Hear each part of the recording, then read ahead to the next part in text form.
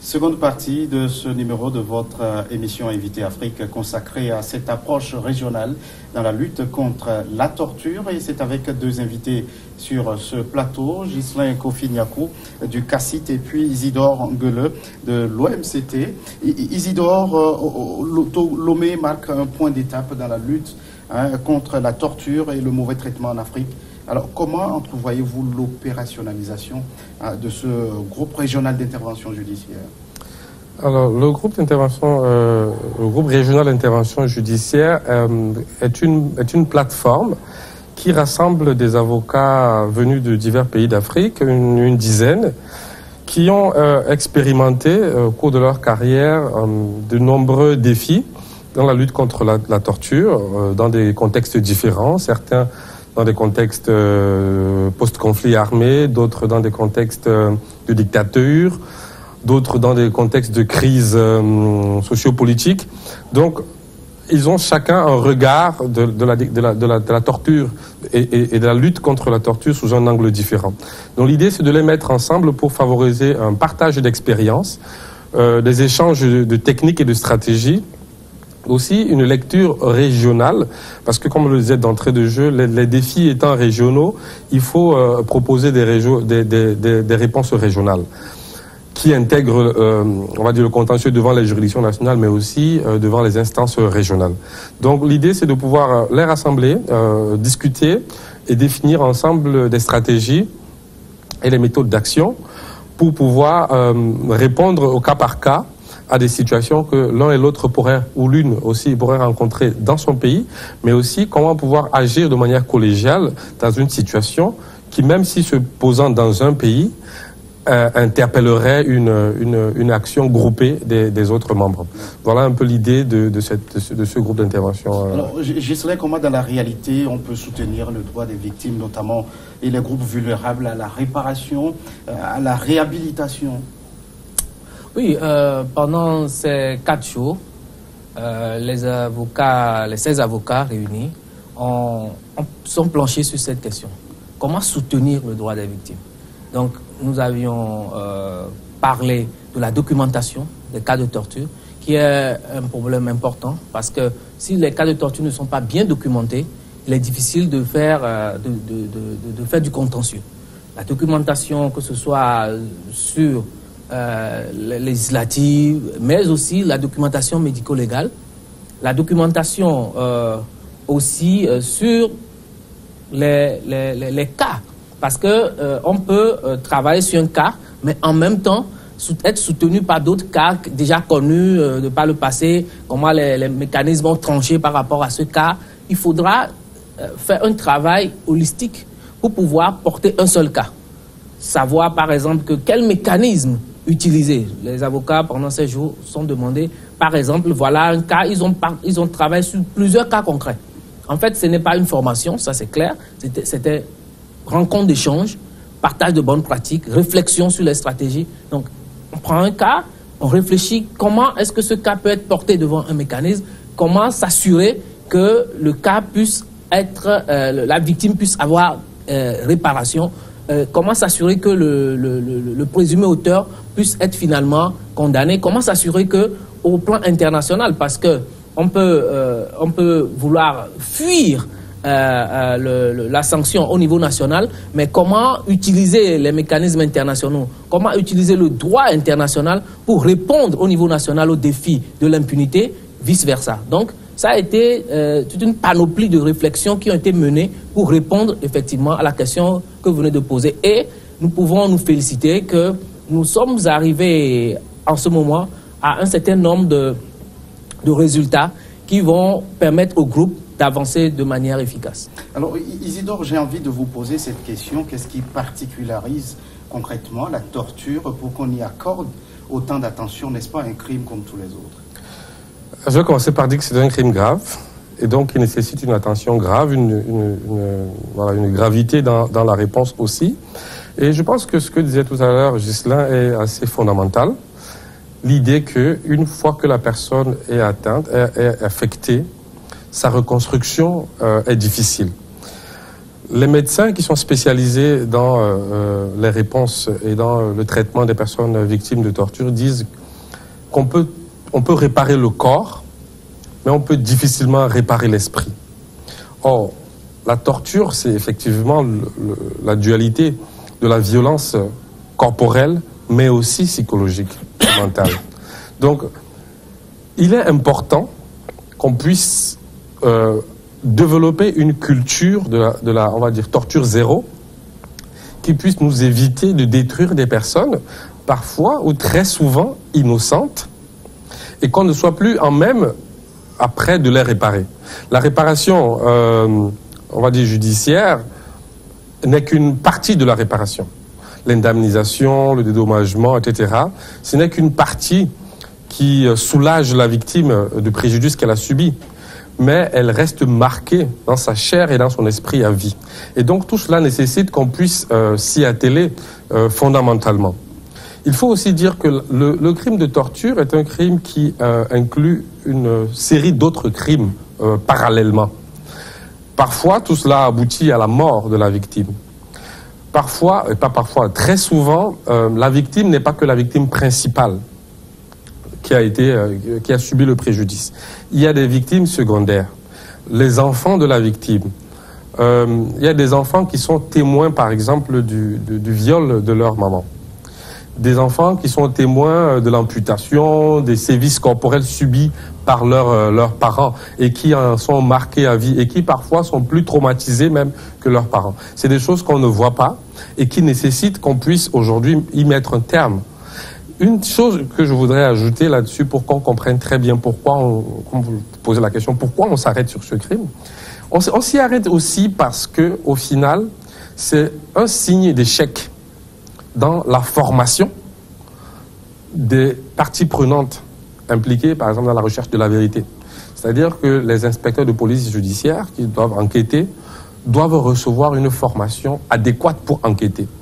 Lorsqu'on n'est pas capable d'obtenir des informations à travers des enquêtes et qu'il faille faire usage de la torture pour les obtenir, ça veut dire qu'on a failli. On a failli dans son devoir professionnel.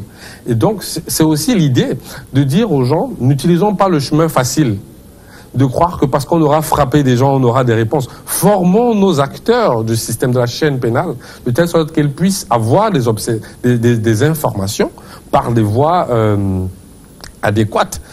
Formons les policiers qui doivent encadrer des militants, de manière à pouvoir encadrer une manifestation populaire, civile, plutôt que de les réprimer facilement, en croyant que cet acte de répression trouvera une réponse automatique. Parce que cela n'a jamais montré, nulle part on a vu que réprimer des manifestants empêchait qu'ils remanifestent la prochaine fois, quand ils estiment qu'ils doivent exprimer leurs droits.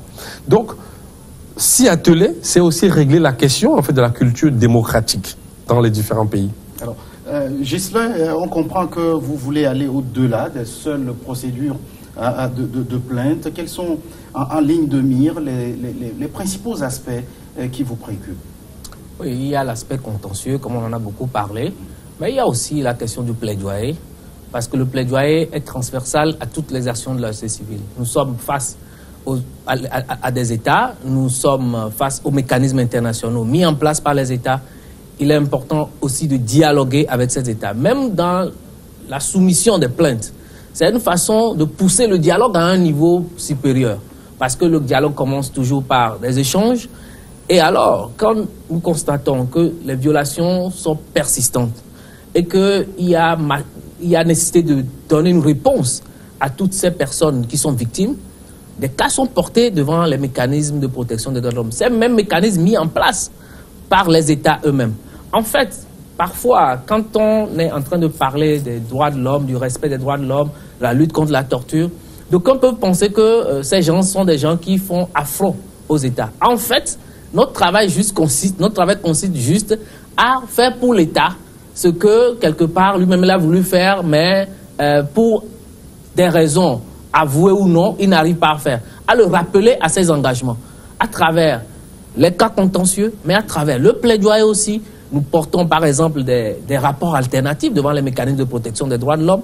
Nous envoyons des cas individuels comme des plaintes nous faisons de la communication avec ces mécanismes, avec l'État. Quand, par exemple, pour cette mission qui a commencé, en réalité, le 8, nous avons commencé la formation le 10, mais déjà le 8, nous avons fait des rencontres avec les autorités sur place pour échanger sur la situation des droits de l'homme, la question de la lutte contre la torture, comment accompagner pour que les choses puissent mieux se passer. Par exemple, nous avons fait comprendre que nous avons actuellement, pour cette année déjà, la possibilité d'accompagner à la formation, parce que c'est l'État même qui doit le faire, d'abord d'accompagner à la formation de certain nombre d'agents en charge de l'application de la loi, des magistrats, des gardiens de prison et du mécanisme national de prévention de la torture qui est en train d'être mis en place. Nous avons les moyens de pouvoir accompagner la première formation, la sensibilisation des populations, des communautés. Donc, ces actions-là sont des actions aussi que nous menons pour que le tout puisse permettre au final que le respect de la dignité humaine, parce que vous avez posé la question, mon collègue a répondu, c'est la dignité humaine, c'est l'homme qui est au cœur de tout, c'est l'homme qui est central à tout, à la vie de la cité. Et donc l'homme doit être dans son intégrité respecté et protégé pour pouvoir répondre à son engagement de développement. Alors Voilà. Isidore, vous avez salué sur ce plateau des avancées sur le continent dans la lutte contre la torture.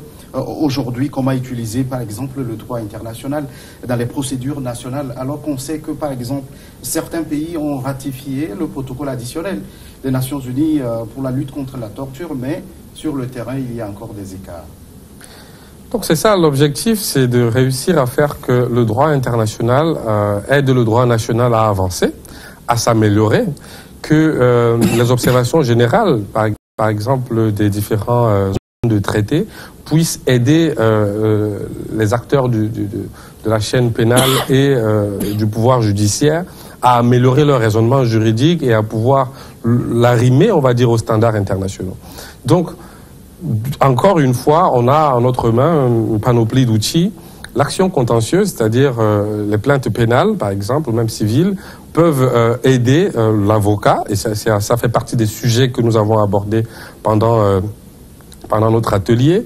Comment est-ce que vous convoquez les décisions rendues par les instances internationales pour pousser les juges qui sont censés statuer sur des textes arrimés ou pas aux conventions internationales à suivre les raisonnements des juges internationaux. Je prends par exemple un exemple qui est très fréquent, le fait que les civils soient amenés à répondre devant des tribunaux militaires.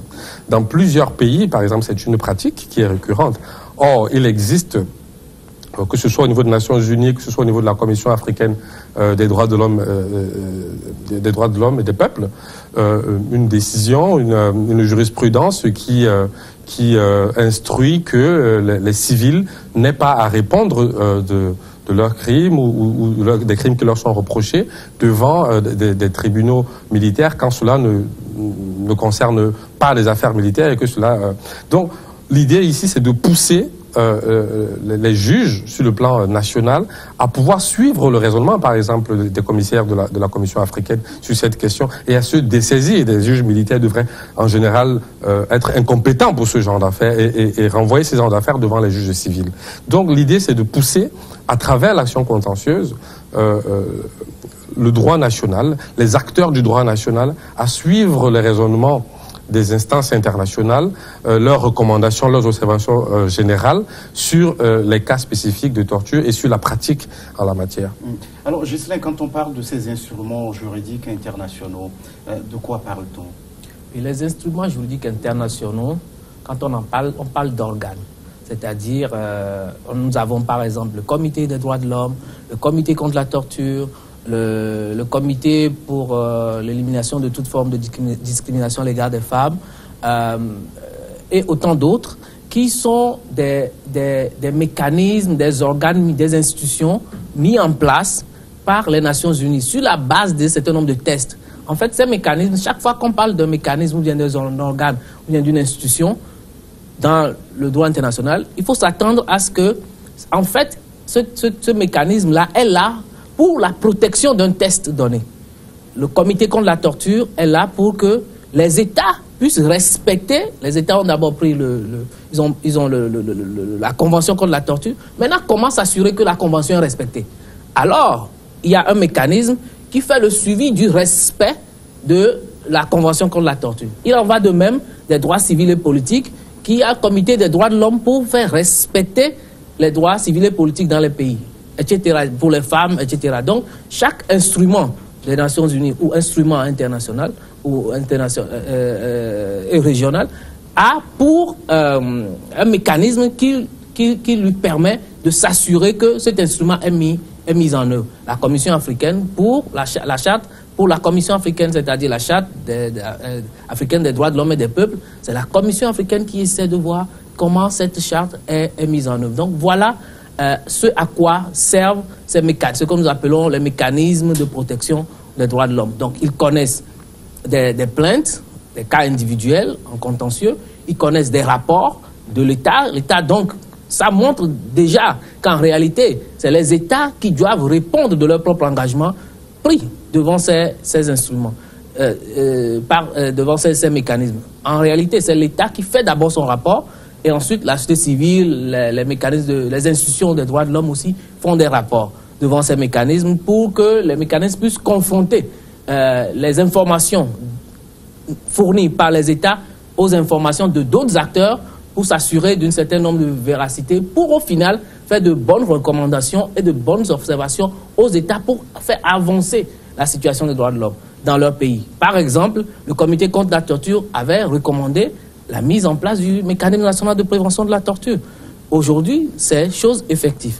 Elle avait voulu que l'on incrimine la torture dans notre code pénal pendant longtemps. C'est en revenant sur cet engagement-là que les États doivent prendre qu'au final, les États finissent par avancer. S'il n'y a pas ces mécanismes pour leur rappeler leur engagement, ça va être beaucoup plus difficile. Il y a aussi la question à part le contentieux, les rapports alternatifs, il y a aussi le fait que nous pouvons, ou l'État, ou la société civile, dialoguer directement avec ces mécanismes pour échanger. Il y a des rencontres qui s'organisent pour échanger, pour voir dans quelle mesure améliorer la